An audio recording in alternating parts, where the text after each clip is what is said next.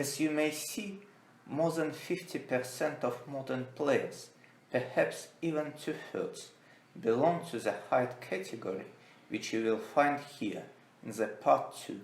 In the case of marquee name footballers, this ratio is even higher, probably 3/4 at a quick glance. Those whose height is within a range from 175 to 188 centimeters in general are really best equipped to play the sport and excel in it. The irony is that Pele, Diego Maradona and Lionel Messi, three finest players of all time, in the eyes of many, for instance, Fabio Capello and Jose Mourinho used to single out this threesome, do not fall into this category, and it brings us back to the democracy of football. Anyway, it's time for the other heroes. Unlike the previous video, here all the protagonists were or are world-class footballers. The 175 club is full of talent and legendary names. After some consideration, I decided to give a priority to Eusebio over a bunch of decorated British players. Being truly outstanding on a club level, to this day he remains the best goal scorer in the history of Benfica and the main symbol of the club. The Mozambican born literally put Portugal on a football map in 1966. Prior to that, yes, it's hard to believe, the country that eventually gave the world Luis Figo and Cristiano Ronaldo has never participated at the World Cup if we take the final stage, and later couldn't qualify for it within 20 years. But in 1966 in England, the Portuguese national side became third, guided by Eusebio, who scored en route to glory 9 goals. Only Gerd Müller found the net more often in a single tournament since. It's a good way to introduce the great German who tops the next class. His imaginable battle with the legendary Franco Baresi, in my mind, was really intense. Both of them are the figures of equal caliber, and the Italian epitomizes defense as much as Müller associates with attacking prowess. Each of them won Champions Cup 3 times in the role of team leader. Gerd and Franco are world champions as well, but whilst Baresi in 1982 was an unused understudy of Gaetano Scirea, the German in 1974 played a major role in the triumph, and this prompted me to give him a slight edge. At least I'm not very original. The offensive-minded footballers usually are always ahead of defenders in terms of fans and media attention. I would be more original here. Not many of you will put Nedved over Pirlo, despite the fact that they definitely worth each other as players. It's true that the Italian won much more on a collective level, both with his country and clubs, but in my eyes, the Czech has advantage at least by descent. In order to stamp his authority abroad and deserve recognition, the pervasive and persistent Pavel, who was a blue-collar type of star, very much like Antoine Griezmann nowadays, had to overcome more obstacles than Andrea. On top of that, Nedved has been more versatile as a footballer, in contrast to Pirlo, who combined the great vision of the field with brilliant reading of play. The Czech was also used to be an engine of his team. That's why he swiftly adapted to any kind of football, moving from Sparta Prague to Lazio under the wing of Zdeněk Zeman, who cultivated a strictly up-tempo game. The 2003 Ballon d'Or winner spent his best seasons under the guidance of Sven-Goran Eriksson and Marcello Lippi, who preferred a mixed type of football, partly combinational, partly an Italian one, and this shows how flexible and skillful Nedved was. Another chapter and another tricky choice. Both Cruyff and Stefano were the best in their respective generations of players. Both of them marked the whole era in the history of Champions Cup.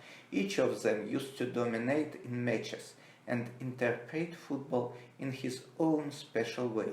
But as opposed to the Argentine, the Dutchman has been able to not only prove but also enhance his reputation at the World Cup, by far the biggest stage back at the time, and this fact tipped the scales in his favor.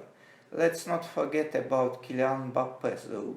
If he continues to shine and will lift his Champions League curse in the next few years, probably at Real Madrid, he has a great chance to be alongside this magnificent duo. There are a lot of footballers who are elegant and flashy, but not effective and simply couldn't finish the place. On the contrary, there are those who are prolific scorers, but do it in the quiet and inconspicuous fashion. Platini is one of the few who could boast of both, being nifty and extremely precise in his almost each pass. The stylish Frenchman used to be the leading scorer not only of his teams, but also of the whole tournaments.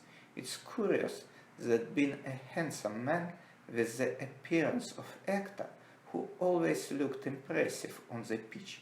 As an athlete, Michel was absolutely ordinary footballer. He wasn't quick or explosive at all. Durability has never been his strength either. But with his prodigious skills and unique understanding of football, Platini was always in the right place at the right time. Well, at least it seemed this way. The brilliant Portuguese is the right man in order to continue conversation about world-class footballers that weren't strictly dependent from their anthropometry.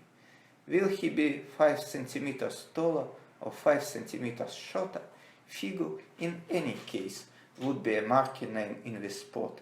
It sounds odd, but perhaps his only exclusive physical quality, bearing powerful upper body, a la NBA big man, was an invisible braking system hidden in his legs. Unlike many wingers, Luis, who was neither really quick nor particularly explosive, used to pass by his opponents when he suddenly stopped, not accelerated. It often put his less coordinated opponents unbalanced for an instant moment, which was more than enough for a midfielder who is as technical and smart as Figo. Being a tall and stately footballer for his ancient era, the great German preferred to outplay adversaries using his brain, not muscles. Beckenbauer was a consummate master of a decision maker on the pitch, almost each time finding not only right but also aesthetically pleasing solution. Having said that, he did it with an admirable simplicity, which was deceptive though. Analytic abilities and capacity to be 2 or even 3 steps ahead of the others made him not only the best ever German footballer, but also helped France when he ended his illustrious career.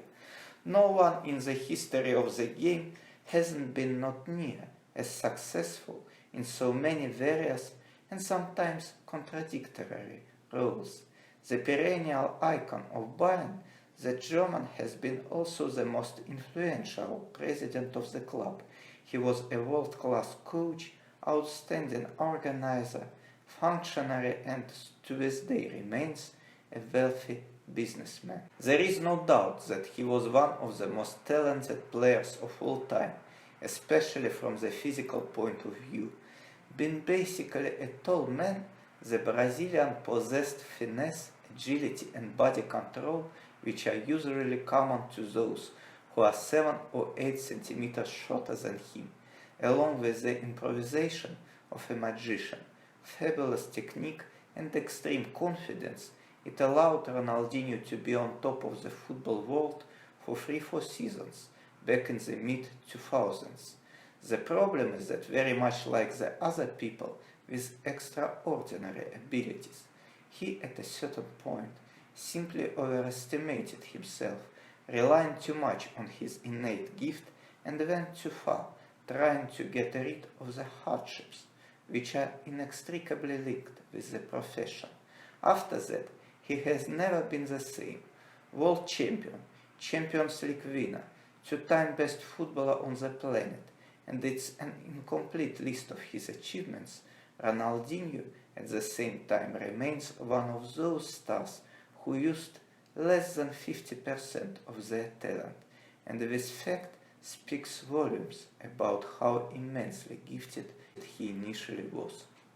It's highly symbolic that Ronaldo, the other player with the extraterrestrial innate physical abilities, is next to his compatriot in this video. Before Messi, he was the absolute king of instant acceleration and blindingly quick change of direction of movement, but as distinct from the Argentine, the Brazilian had a pretty spectacular speed during really long distance runs as well. Very much like Ronaldinho, Ronaldo's weak point was his carefree attitude. Tasting enormous success at the tender age of 21, when he became the youngest ever Ballon d'Or laureate and the most celebrated athlete in football, who is about to reach at least Pele's heights, he visibly decreased his efforts and the level of professionalism. Having said that, it must be noted in his defense that in 2 years prior to the 1998 World Cup in France, the South American endured an unprecedentedly grueling run of games. It's hard to believe, but during this stint he played in more than 130 official matches, including a plenty of exhausting flights to his homeland. This provoked the infamous incident right before the World Cup final and the avalanche of heavy injuries. It's significant that the most severe of them caught Ronaldo in the moment when nobody of opponents even touched him. He was strong and ambitious enough in order to return in style at the 2002 World Cup and spent 4 pretty decent seasons at Real Madrid before his eventual decline. With an utmost respect to the individual brilliance of Villa, who to this day remains the sole African Ballon d'Or winner, the discrepancy in the trophies won between him and Ramos is too huge in order to not select here the brutal Spaniard, arguably the most decorated defender in the history. Even Beckenbauer, Baresi and Maldini are behind him in terms of collective achievements. It has to be said that Ramos differs substantially from them despite all his considerable class, experience, athleticism and bravery. He has never been the example of dependability and immaculacy. But paradoxically enough, this fact only increases Sergio's charisma and popularity, given how many times he made amends in the decisive moments. Extreme mental strength and heart of a champion turned him into an indispensable figure in the most prestigious games, playing in the finals of the major tournaments, being part of his national team or Real Madrid. Ramos won incredible 7 times out of 7. Before the arrival of Cristiano and Messi, he was probably the sole legitimately great player who not only kept his skills and power at the venerable age of 34, but also has been able to showcase them on the highest possible level. It's easy to figure out why it happened in the particular case of Zidane, because he irretrievably lost almost all the exclusive physical qualities in the day he was born. Like Platini, Zinedine was neither fast nor explosive player, and from his youth has been prone to an early fatigue. One peculiar fact which the vast majority of people didn't know. In the 1992-1993 season, when he emerged as a very promising footballer, the Frenchman has been subbed off incredible 18 times, the largest number in the whole League One. Obviously, this fact has nothing to do with Zidane's pure playing skills. He simply couldn't withstand the intensity throughout 90 minutes. Later, when he developed into a superstar, Zinedine learned how to pace himself. On top of that, at Juventus and Real Madrid, he had a much better supporting cast, but he remained to be prone to immediate tiredness and has been subbed off more than regularly.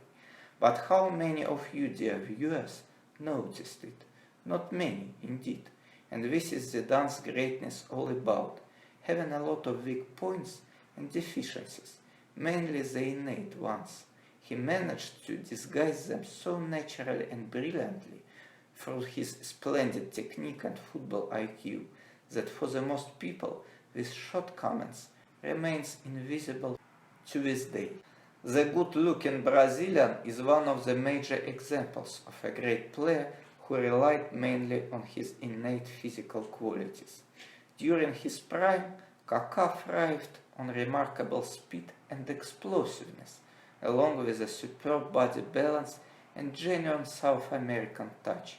These assets enabled him to score spectacular goals time after time, and his mazy solo runs against Fenerbahce, Argentina, when he completely outdragged the young Lionel Messi, Celtic and Manchester United are still memorable, but back problems and operation on left knee in the summer of 2010 made him a completely different player who struggled to adapt and conform to ultra pace of Mourinho's Real and then couldn't find his former self at the beloved AC Milan. Anyway, the players, especially of this caliber, are remembered by their best periods, not by worst, and this is high justice. The magnificent Italian, who for 6 years was the teammate of Kaka at San Siro, is a rare example of footballer who surpassed his father that became famous in this sport too.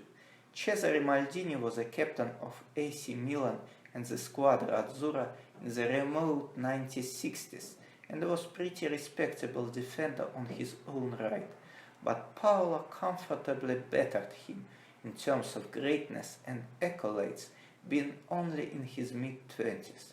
The graceful Italian, who spent 2/3 of his career as a left back, combined the pace and durability, so characteristic for this role, with the size and strength of the classic stopper, the position he switched to in the latter part of his career, and most of the time was simply impassable.